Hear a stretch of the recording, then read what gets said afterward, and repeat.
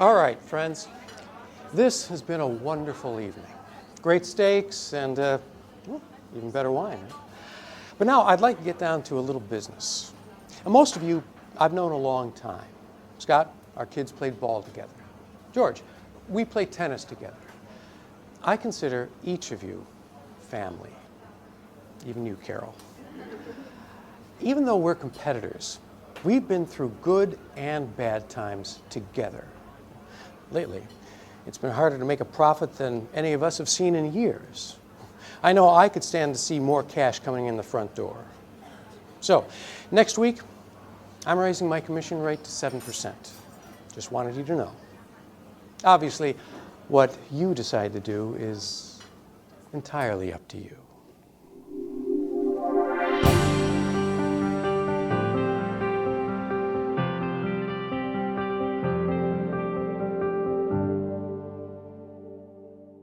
Believe it or not, that was based on a true story. In the 1970s, a group of real estate competitors were convicted of fixing prices on their commissions while they enjoyed dinner at a fancy country club. And the convictions were upheld on appeal. Antitrust laws haven't changed much since the 70s. In fact, they haven't changed much in over 100 years. But the ways that real estate professionals can get into antitrust trouble have changed. So, welcome to Antitrust 101 for real estate professionals. Let's start at the beginning. What is antitrust law? Well, the heart and soul of antitrust law is the Sherman Act of 1890. And while antitrust law is commonly associated with the prevention of monopolies, it also applies to individual agreements to restrain trade. In other words, an antitrust violation occurs when there is an agreement, an understanding, or conspiracy among competitors that unreasonably restrains competition. In real estate, price fixing and group boycotts are the two most common antitrust violations. For instance, our host at the club wasn't just speaking about his own business. He was encouraging his competitors to follow his lead when he announced that he was raising his commission to 7%. He didn't have to directly say that, although that's what he implied. And his guests didn't have to expressly agree to charge the same commission. But when they did, they had formed an agreement that broke the law.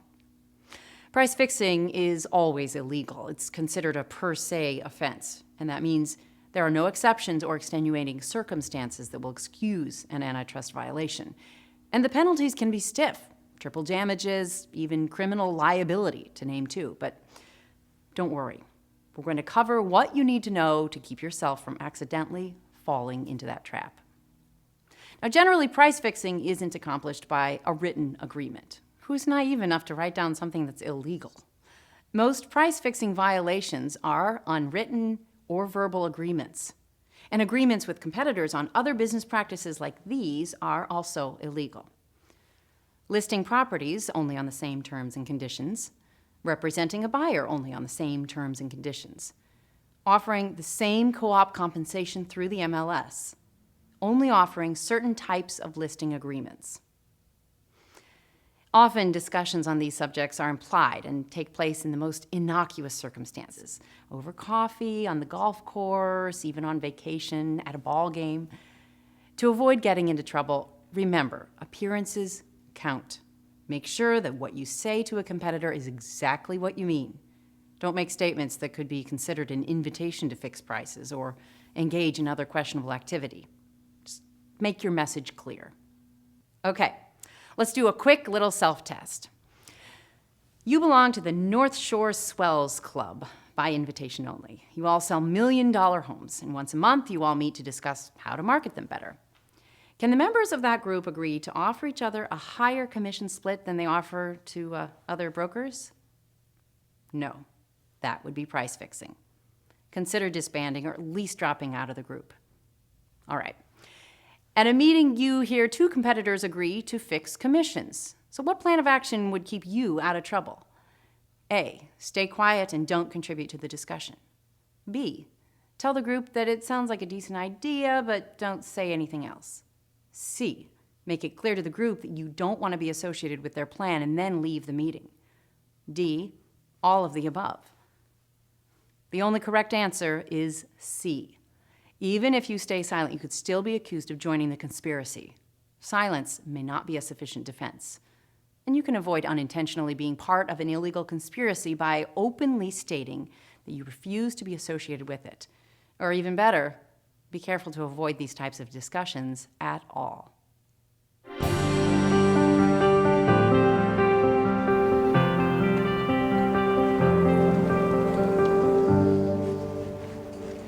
Nice putt. So, what are your people doing about that thing we talked about? What thing? You mean the thing with the web ads or that new broker? The thing with the website. They're totally gouging us on those ad rates. Yeah, we won't be using them anymore. Everybody's on board at my firm. Great, mine too. Yeah, good luck staying in business without our ad revenue. Exactly. They should be grateful that we even advertise with them at all, but not for long. So, what's the deal with this new broker that you mentioned? You know, they're the new discount brokerage. Oh, yeah.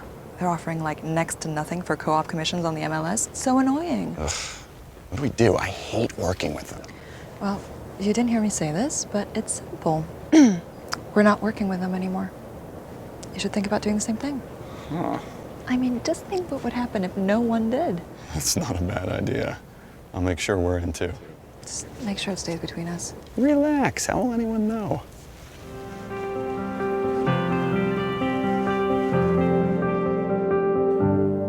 These days, the most common potential antitrust violations seem to involve group boycotts. I'm sure you realize if a group of agents or brokers collectively try to put another agent or broker out of business, that would be considered an illegal restraint of trade.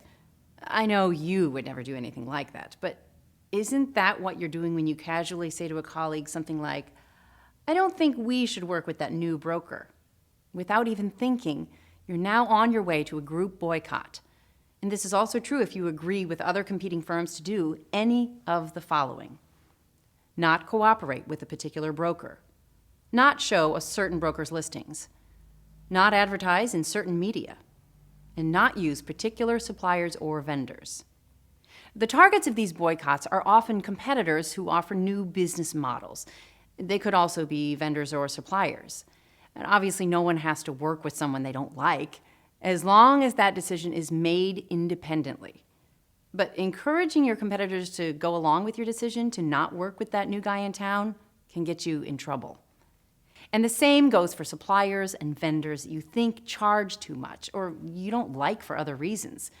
Don't give them your business if that's your preference. That's fine. But don't ask or encourage your competitors to do the same.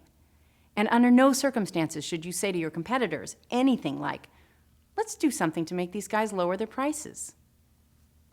Okay, time for a couple more quick questions. If a multiple listings service creates its own real estate listing website, newspaper, or magazine for its participants to publish their listings, this could be considered an antitrust violation. True or false? False. Offering alternative ways to advertise their listings is a completely appropriate way for an MLS to serve its members. There just can't be an agreement among the participants to advertise only in the MLS's paper or on its website, and not to advertise elsewhere. Next, a group boycott is allowed under the following conditions. A, the boycotted firm is not a member of NAR.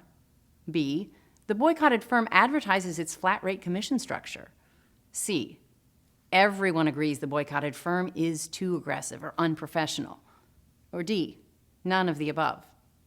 The answer, of course, is D, none of the above.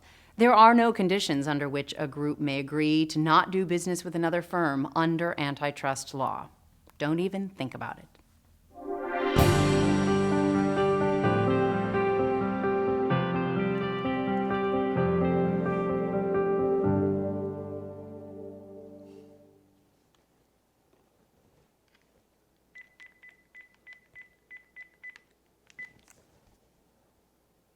Beverly, go to the association's Facebook page. You are not going to believe what's going on. There's a post about that referral company that's trying to join the MLS, and people are getting really worked up. Yeah. Max just posted that he is definitely not going to cooperate with them. And he's got 45 likes already. Call me back later. Let's talk about how to handle this.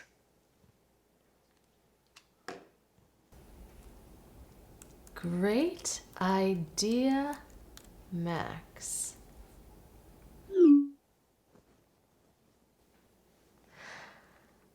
I've been telling clients that it doesn't seem like they actually take any listings. So why would someone want to work with them? I don't think they have any idea how to market property. Who knows? But I wouldn't be surprised. There are lots of ways to get in trouble on social media, and there's lots of social media where it can happen. LinkedIn, Facebook, Twitter, blogs, not to mention texting on your smartphone and answering your email. The possibilities for unintentional antitrust violations go on and on. You don't need illegal intent to say something that's against the law, or something that someone will later claim was against the law. So be careful. Always remember that what you say in cyberspace stays in cyberspace forever. When it comes to avoiding antitrust claims based on your comments about competitors, your mom had some good advice to follow.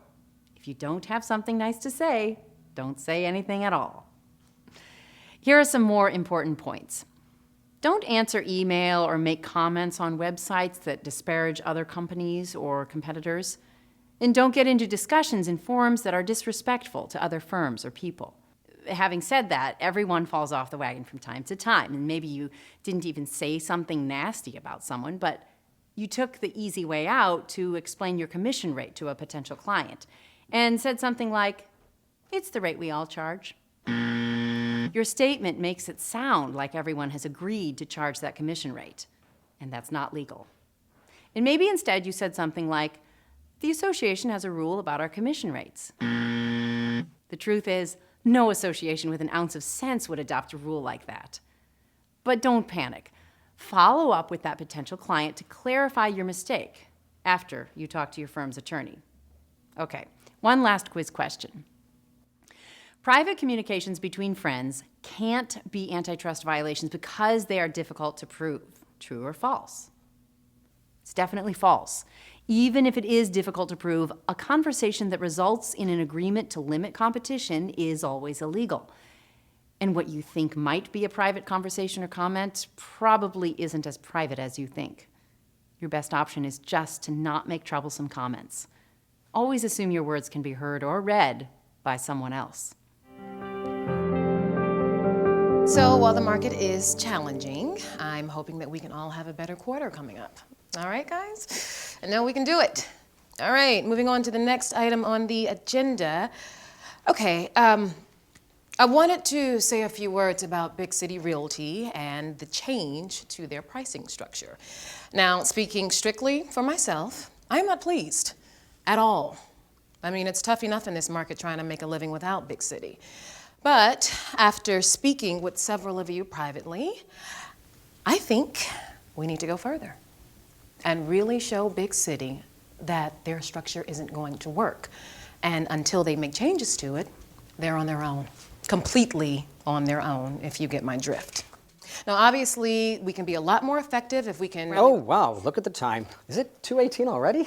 I have an important call scheduled for now. I'm so sorry, I really need to go. Donna, please make sure you note in the minutes that I left and was not present for this discussion. If it continues after I leave, which it probably shouldn't. That's Tim Evans, E-V-A-N-S. Don't forget the S. Okay, I'm out of here.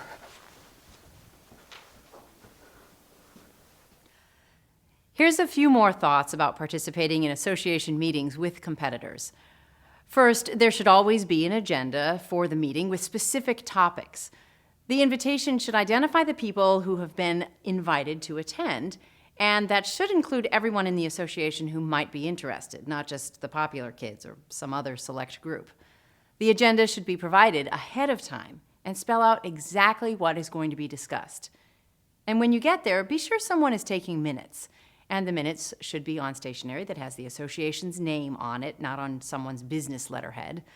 And after all that, if it turns out that the group still discusses boycotts, price fixing, or other questionable activity, get up and get out of there, like our buddy Tim EVANS. Do not pass go, do not collect $200. And when you leave the meeting, make sure that the person taking minutes notes the time you left and the correct spelling of your name. Then be sure to tell your bosses what happened. Which brings me to my final thoughts for protecting yourself. Be aware. Make sure that you and others in your firm don't do anything that seems like an anti-competitive agreement. Don't participate in a discussion with competitors that involves how you intend to do business with other competitors, consumers, or service providers. If someone invites you to join them in a boycott or price-fixing arrangement, walk away, far away, and contact your attorney to find out what to do to protect yourself from any claims that you participated in an unlawful agreement. The Sherman Act has been around for over 125 years, but there are always new ways of doing business and new applications of the antitrust law in our constantly changing real estate profession.